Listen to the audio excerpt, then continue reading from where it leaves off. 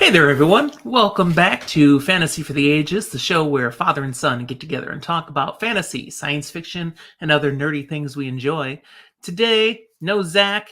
It's actually his birthday. Happy birthday, Zach. By the time he sees this, it's way past his birthday now. Although this is one of our Tiny Talk episodes, so this will be dropping sooner rather than later. He might even see this tomorrow. Yesterday? He can't see it yesterday. What I do have for you today is a guest appearing with us. Longtime viewers, you may recognize her. This is my beautiful bride, Judy. Say hello, Judy. Hello, Judy. Yeah, that's what you are. And she's here on this Labor Day holiday weekend in the States to do an episode. We're just going to have a little fun here today as I try to explore and discover how well I've done over the years at bringing her into the science fiction and fantasy fandom. More about that in just a moment. But details, the reminder, if you enjoy this episode, be sure to like it down below. Does our hearts good. Subscribe to our channel if you haven't yet done that. And leave comments down below. We love to interact with people who watch our videos. And there's also down in the show notes ways you can get in touch with us through our Discord server, a social media, even an email address. We look forward to hearing from you. So, what we're here to talk about. I've known this lady here since 1986. Yeah, 86. Long time. Over those years, we were in college, then we got married, and we've been together now for a long time. When this started out, she didn't know much at all about science fiction and fantasy. She had not watched Star Wars, people. Star Wars.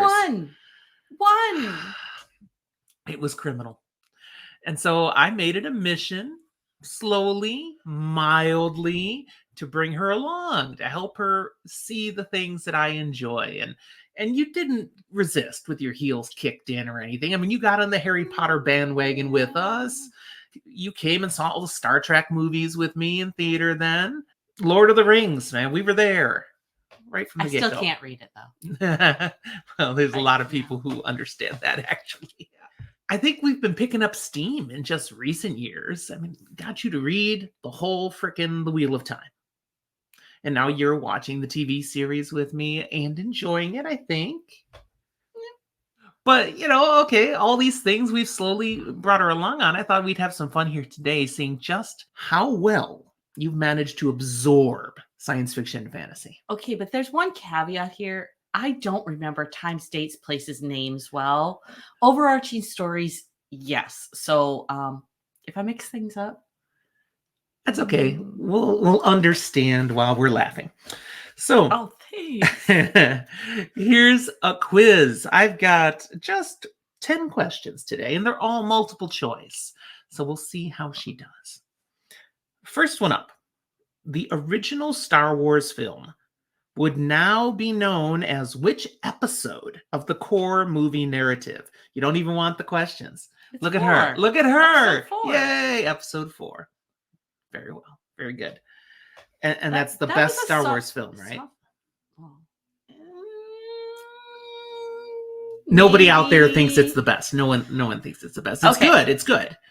Personally, I think I like 6. Return of the Jedi. I like that movie. That's because that was the one I had seen before I met you. So it was my original. People? It was my original. Do you understand? She saw Return of the Jedi. She'd not seen Star Wars A New Hope or The Empire Strikes Back. How do you have no context? Oh, look at the cute Ewoks. Yes. I was so lost. Oh, my Lord. Okay. At least she got the question right. Yes, that was a softball question. That was an easy one to ease you into it or to set you up for what's to come. Look at it whichever way you want. Right. Number 2, the popular Game of Thrones show on HBO. You've heard of that, right? Yeah. It was just around a little bit. It's based on what incomplete grimdark fantasy series by George R.R. Martin? Song of Ice and Fire. Oh, again, she does not need the multiple choice. Well done. How many books are in the series written? Bonus question. 4 or 5? Yes, that's correct. Which of those would you like to lead into? Let's go with 4. Oh, so close. There are 5. Hey, I watched the show. I did not read the books. And again, these are the bonus questions. Like, I don't think I should ask you how long ago book 5 came out. No. But if I did, what would you guess? Dates. Don't remember? No, do not remember this dates. This isn't a date. This is a number. Just a number. How many years? 15. Closer than you could have been. It's 12. 12 years without ballpark. another book. Because he just keeps taking HBO's money. And he doesn't need to write anything. He tells us book 6 is close. The Winds of Winter. We'll see. It has a name. Yeah. Book 7 is still just planned. It's supposed to be the final book. Yeah. Okay. But technically, she's 2 for 2, people. All right. Number 3. In the fantasy world created by J.R.R. Tolkien for The Hobbit, The Lord of the Rings, and other works, which of the following races of creatures was created first? Men, dwarves, elves, or Akai?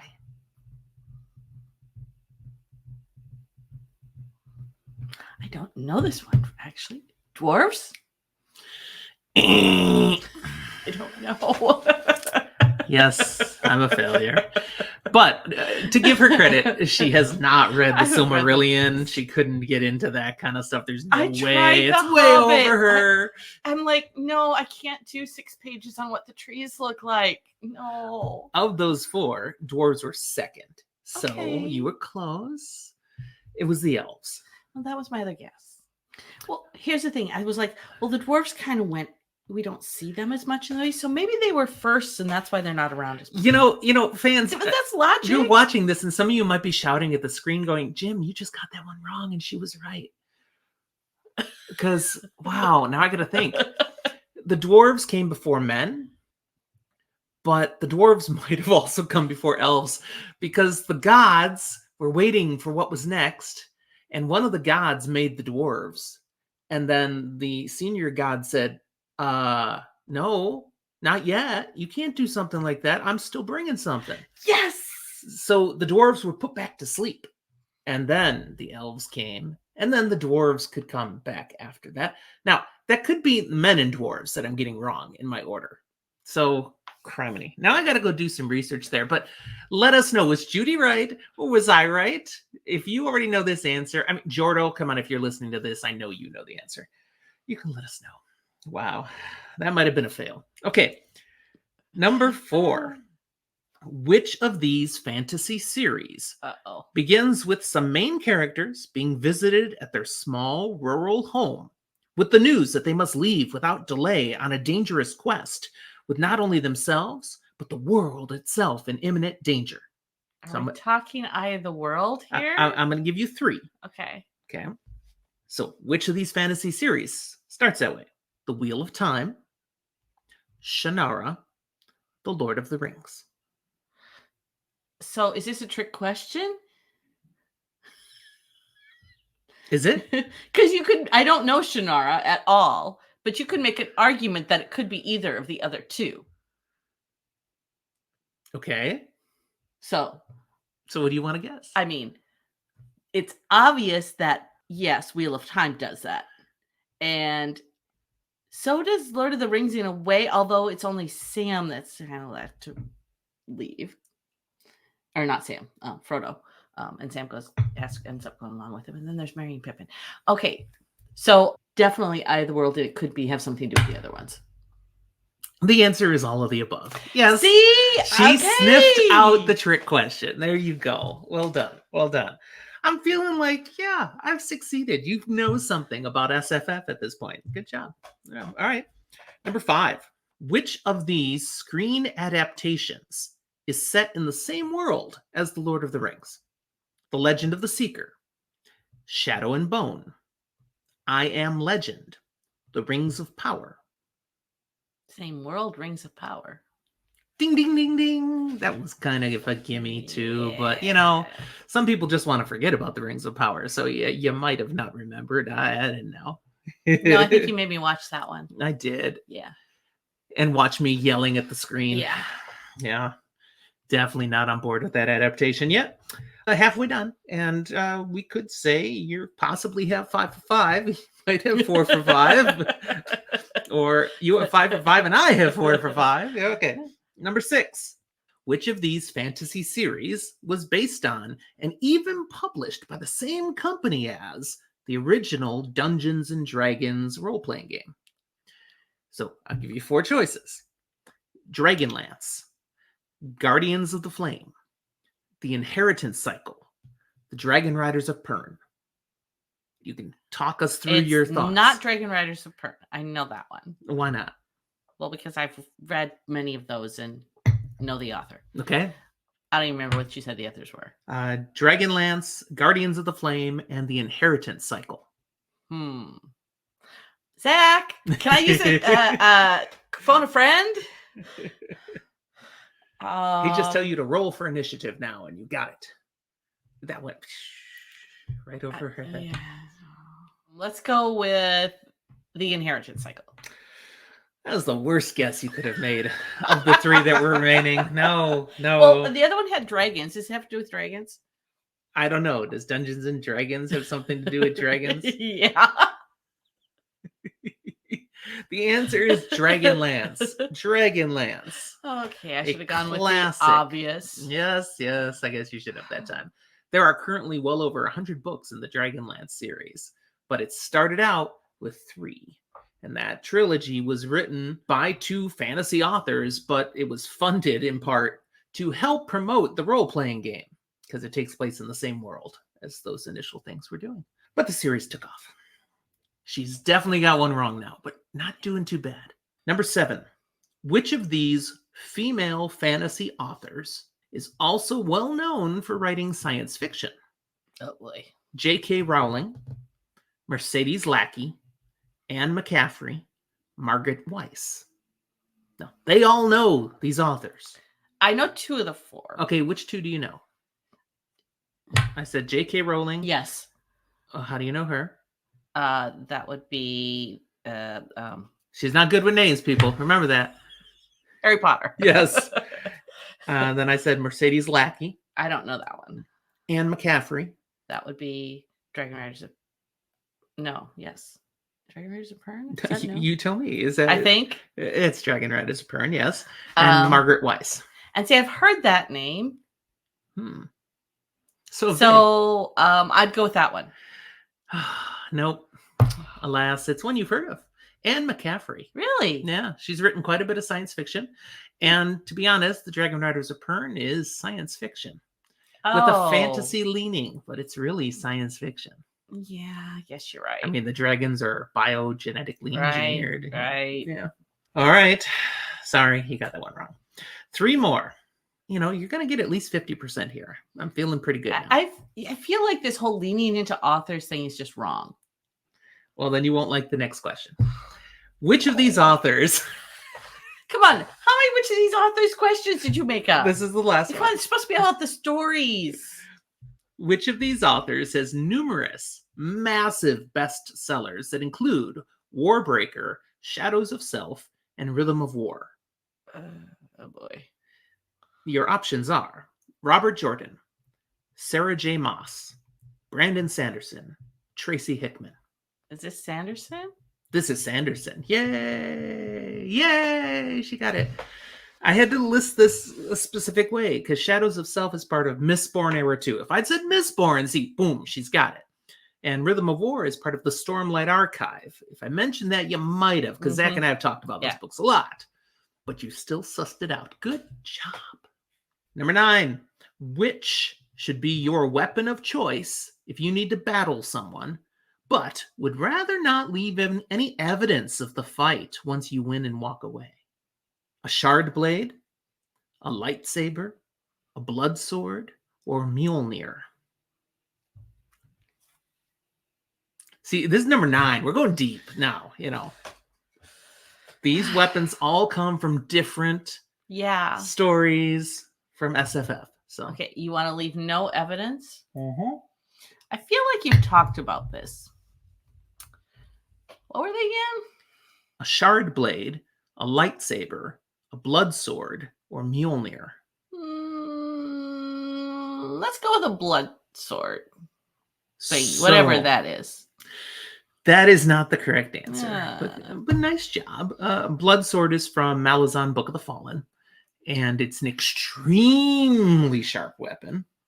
Oh, okay, so it's going to leave a lot of blood. Oh, it's going to leave a lot of blood. But that's not why it's called a blood sword. But yeah, it's going to leave dismembered and guts and everything. Yeah. Decapitations are really easy. Yeah. So you got a shard blade, a lightsaber, and Mjolnir. What do you know about any of those? Very little. Okay, I know the lightsaber. Okay, and if you defeat someone with a lightsaber, it's not that. And I feel like I should know one of the other two, but I'm just not placing it. You gotta know Mjolnir. That's Thor's hammer. Oh, yeah, I think I remember that called that. But that's like it's just a hammer.